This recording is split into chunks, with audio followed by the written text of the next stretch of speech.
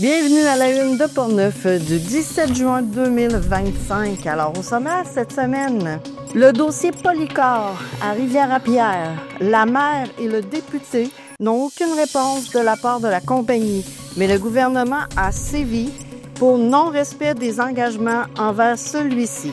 La vallée Bras-du-Nord a reçu une aide financière totalisant 250 000 $ pour le développement du camping Jeanne-Anne.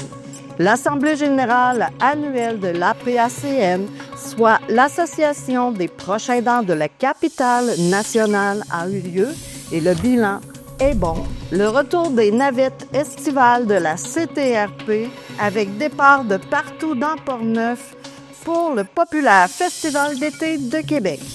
Et un reportage sur le marché des petits entrepreneurs du Club optimiste de Saint-Casimir.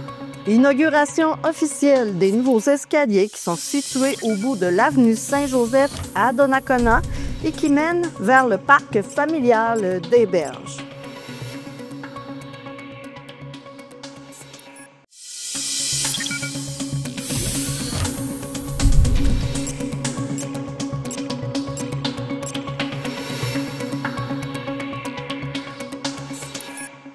Le député de Portneuf ainsi que la mairesse de Rivière-à-Pierre nous ont conviés à une mise à jour du dossier de Polycor, une entreprise qui a quitté le territoire de la MRC de Portneuf un peu cavalièrement. Alors voici donc ce que le député et la mairesse avaient à nous dire. Écoutez, bonjour à vous toutes et tous. Vous remarquez qu'on est sur un site qui a fait parler beaucoup dans les 6 derniers mois, qui nous a préoccupé beaucoup même. Vous vous souvenez qu'à l'automne dernier, on nous annonçait la fermeture de l'usine et puis quelques jours avant Noël, eh bien, le couperet est tombé pour 51 employés qui ont perdu leur emploi ici. Donc, on imagine à quel point c'était un choc pour la municipalité, bien entendu, pour les personnes concernées. Mais finalement, ça a été un choc comme tout Portneuf parce qu'on sait que, bien, Rivière étant la capitale du granit, c'était un des éléments importants ici qu'on voyait fermer. Donc, c'est l'économie locale qui est finalement durement touchée par cette décision qui a été prise par Polycor. Donc, aujourd'hui, je me présente à vous à la fois fâché de ce qui s'est passé, bien entendu, mais aussi dans un esprit de sentiment de justice rendue. Quelle va être la suite de justement ces infrastructures ici à Rivière-à-Pierre, mais comment est-ce que Polycor entend se gouverner dans tout ça? Donc, comme je le disais il y a quelques instants, on s'est retroussé les manches. On a même créé tout de suite un petit comité pour essayer de savoir comment être le plus efficace possible et de poser les gestes les plus opportuns. Et moi, eh bien, je suis parti de cette rencontre-là avec une mission, celle de provoquer une rencontre avec des administrateurs ou la direction de Polycor, justement pour qu'ils viennent expliquer à la mairesse, mais à l'ensemble des personnes impliquées, ce qu'allait devenir justement ce site. On voit ici la montagne remplie de déchets, de débris, de rebuts finalement de granit, mais aussi les installations qu'on voit derrière, mais aussi la carrière qui est toujours en exploitation. Et je vous assure que j'ai mis toute mon énergie pour essayer d'obtenir cette rencontre que nous n'avons pas eue et que nous n'aurons pas, puisque Polycor a dénigré complètement tous nos appels du pied, tous nos appels téléphoniques à essayer de rencontrer quelqu'un. Moi, je me souviens d'avoir pu échanger une fois avec une attachée de presse du groupe qui s'est comportée vraiment de manière très hautaine avec moi en me disant, écoutez, quasiment de quoi vous vous mêlez, on va s'occuper de nos affaires, Polycor a décidé de fermer ce site, laissez-nous aller avec ça, nous on sait comment ça fonctionne. Et encore une fois, on voulait comprendre pourquoi ils sortent le granit finalement sous notre nez pour l'emmener ailleurs, pourquoi est-ce qu'ils ont été motivés à prendre cette décision, mais aussi on trouvait important que le milieu, toute la communauté ici puisse être informée de ce qu'allait advenir du site et ce qu'allait devenir le site. Finalement, nous, tout ce qu'on voulait avec la municipalité, c'est avoir un plan, une vision, une organisation pour le futur et pour savoir comment justement se gouverner. Donc Polycor refuse obstinément de nous rencontrer, refuse obstinément de nous parler. Et pendant tout ce travail qu'on a essayé d'initier avec Daniel, on a même rencontré des investisseurs qui disaient, écoutez, nous, si on sait ce que Polycor va faire ou ne va plus faire, nous, peut-être qu'on serait à même d'adapter nos installations pour pallier finalement à la situation ici. Mais écoutez, encore une fois, malgré plusieurs tentatives, ça a été aucune ouverture de rencontre. Donc là, j'ai demandé à ce qu'on fouille bien les ententes et à ce qu'on s'assure que finalement, Polycor était dans son droit de pouvoir faire ce qu'il faisait ici. Et là, on s'est rendu compte que l'entente n'était pas respectée. La pénalité qui est adressée à Polycor, mais tout ce que je peux vous dire, c'est que c'est dans les 8 chiffres. Donc, je vous laisse compter un petit peu. On ne parle pas de quelques milliers de dollars, on ne parle pas de quelques centaines de milliers de dollars. On parle dans un montant qui est relativement élevé. Eh bien, Polycor a été fâché de recevoir cette pénalité et donc Polycor vient de racheter l'ensemble des actions qui avaient été achetées par le gouvernement. Donc aujourd'hui, on est complètement séparé, Polycor et le gouvernement du Québec. Et moi, je considère finalement que c'est une forme de petite victoire parce que si on n'avait pas pris le temps d'aller fouiller tout ça, eh bien peut-être qu'on ne se serait pas rendu compte de cela. C'est aussi une petite vengeance au nom des 51 employés de Polycor ici. Je sais que beaucoup d'entre eux ont retrouvé du travail, pas forcément ici à côté, mais au final, il y a quand même une cicatrice qui est restée ouverte et je trouve que c'est une petite victoire aussi pour la municipalité qui se débat depuis 6 mois pour essayer d'obtenir ne serait-ce qu'une toute petite rate. Je pense que Vincent a parlé, a pas mal tout dit ce qu'il y avait à dire sur Polycor. Tout à l'heure, j'étais allé voir sur leur site, puis je voyais le valeur. L'honnêteté est la pierre angulaire de la confiance. Valoriser et respecter les gens et les traiter avec courtoisie. Se concentrer sur l'intérêt à long terme. Je pense que c'est pas ça qu'ils ont fait ici. Comme M. Caron disait, ils sont partis cavalièrement. Ce qu'on fait aujourd'hui, je suis contente qu'on le fasse parce que pour les résidents de Rivière-à-Pierre, Polycor, c'est plus que multinational pour eux autres. C'est une entreprise qui est au moins 100 ans, qui a été là. C'était les Carrière-Voyer et tout ça. Et c'est une histoire de cœur. Puis en plus, le granit passe encore dans le village. Il nous passe encore en dessus du. Donc, c'est ce qu'il faut les résidents, là, c'est un petit peu cruel. C'est 51 emplois aussi. C'est pas rien dans un petit village de 625 personnes. La pénalité. J'espère qu'on va savoir le montant. Ça va nous faire un petit velours quand on va savoir combien ils ont payé de pénalité. Donc, aujourd'hui, je pense qu'on vient de mettre un frein à ça. On sait que faut que pas le carler et tout ça. Et on va continuer à avancer, puis on va faire développer Rivière-à-Pierre autrement. Oui, on est au bout de la route, mais moi, j'ai toujours dit qu'on était au commencement de la route, puis on va continuer. Alors, miss, tu sais, si on avait pu parler avec eux, comme M. Caron disait tout à l'heure, il y avait des gens qui vous avaient dans l'entreprise. Mm-hmm. Les DRC ici, en arrière, là, qui étaient prêts à reprendre ça au mois de janvier l'année passée. Malheureusement, on n'a pas été capable de lui parler. Je suis convaincu que s'ils avaient démontré un petit peu plus d'esprit d'ouverture, peut-être que le gouvernement, la ministre aurait retardé un petit peu cette ordonnance de pénalité qui leur a été adressée. Mais là, vraiment, ils veulent rien entendre. Mais il faut savoir que Polycor, c'est des investisseurs qui sont une banque new-yorkaise, etc. Donc, ces gens-là, savent même pas où se situe Rivière-à-Pierre. Donc... La vallée Bras-du-Nord a reçu une aide financière de 250 000 de la MRC et du gouvernement du Québec. Alors, 200 000 par le Fonds de la région de la Capitale-Nationale et 50 000 du Fonds de soutien aux projets structurants de la MRC de Portneuf. Rappelons que la vallée Bras-du-Nord a été fondée en 2002. C'est un vecteur majeur dans le développement socio-économique de la région.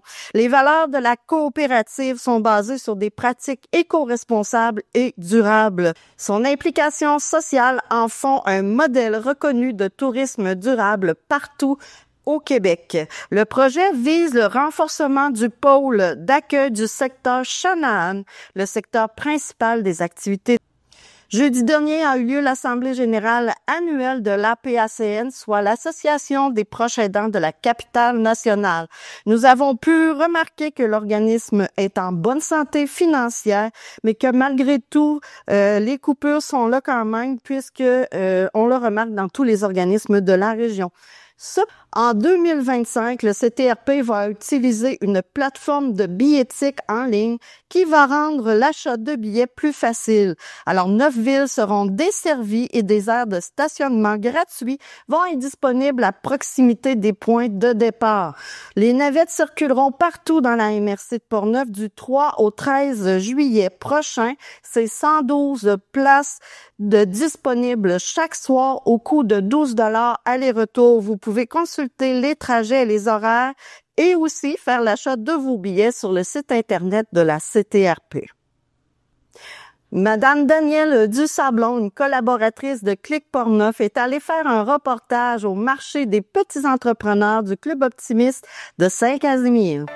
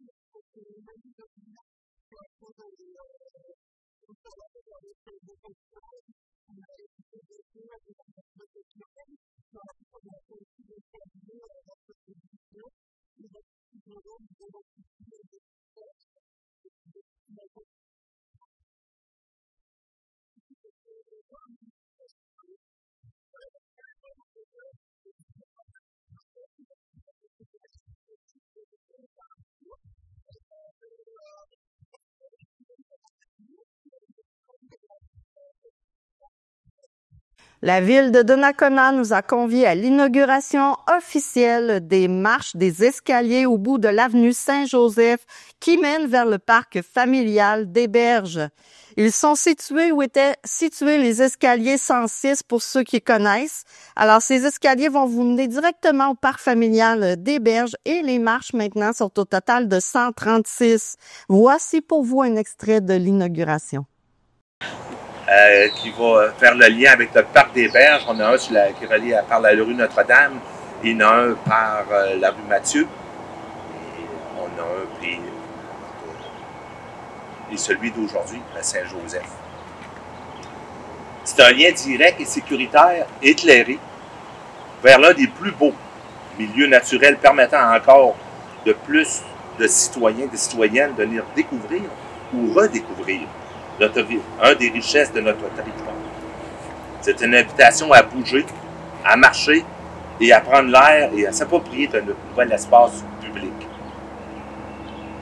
Ce projet n'aurait pas été réalisé sans l'aide de nos partenaires principaux, soit la MRC pour un montant de 15 000 $ et le gouvernement fédéral pour un montant de 90 000 $ grâce au fonds de transport actif. Une mention spéciale également à Galilée Construction et à Pivot Construction pour la qualité du travail réalisé dans des contextes exigeants, si je pourrais dire. Je tiens aussi à féliciter et à saluer le travail remarquable de nos équipes municipales, l'urbanisme et les travaux publics, ainsi qu'à M. Paré, qui a mené ce projet de main de maître à titre de chargé de projet. Grâce à vous, Donnacona continue d'avancer à un pas à la fois, je voudrais dire une marche à la fois. Je tiens sincèrement aussi à féliciter la générosité de votre implication. Grâce à vos soutiens, c'est un escalier de 75 mètres, 136 marches et un nouvel accès à notre parc des Berges par la rue, ainsi qu'à la rue Mathieu.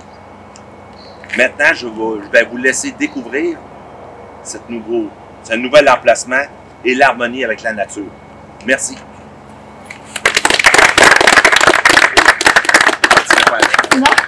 Bonjour tout le monde, c'est Thomas Drouin, surintendant et associé chez Galilée Construction.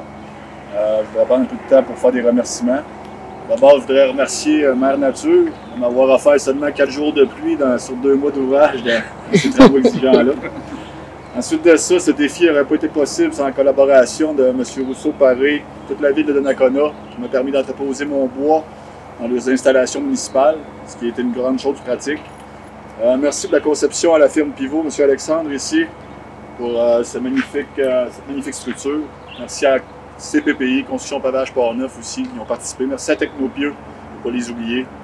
C'est des travaux dans une pente abrupte. Plus souvent qu'autrement, on se serait ramassé sur les fesses, mais ça a bien été. Le montant total, c'est 200 000. Exactement. OK. Fait que le reste, c'était la ville qui a la différence. En réalité, ça a commencé avec le déboisement. Le tracé était arpenté. On avait des bornes pour voir où est-ce que l'escalier allait se situer.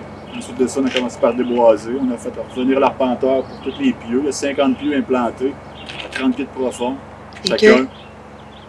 Puis, toutes les pièces de bois ont été transportées. Il y en a même qui pèsent 200 livres au niveau du palier central.